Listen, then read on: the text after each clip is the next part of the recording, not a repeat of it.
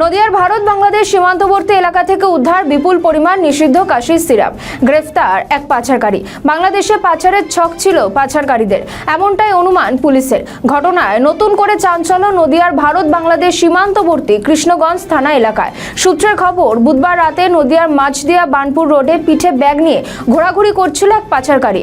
সন্দেহ হয় পুলিশে। তল্লাশি অভিযান শুরু করতেই ব্যাগ থেকে উদ্ধার হয় প্রায় 250 বোতল ফেন্সিডিল, যদিও পুলিশ সেগুলি বাজেয়াপ্ত করে।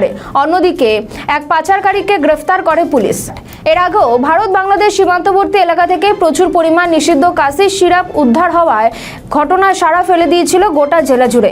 এবার বাংলাদেশে পাচারের আগেই পুলিশের আবারও বড়সড় সাফল্য।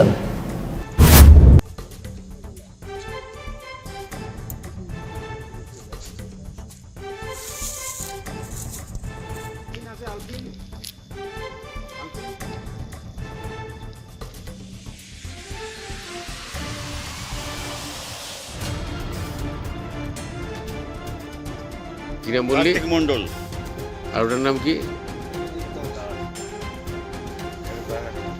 তোমাদের বাড়ি কোথায় গো? আচ্ছা,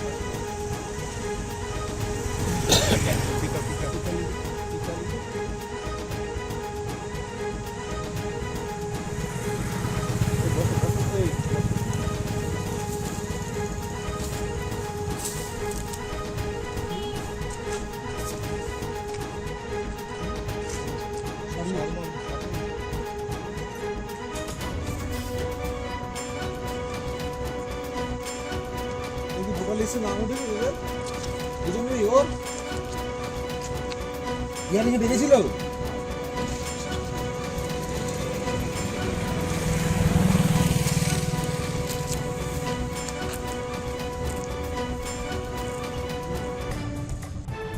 আমাদের ভিডিও ভালো লাগলে লাইক ও শেয়ার করুন, কমেন্ট সেকশনে আপনাদের মতামত জানান।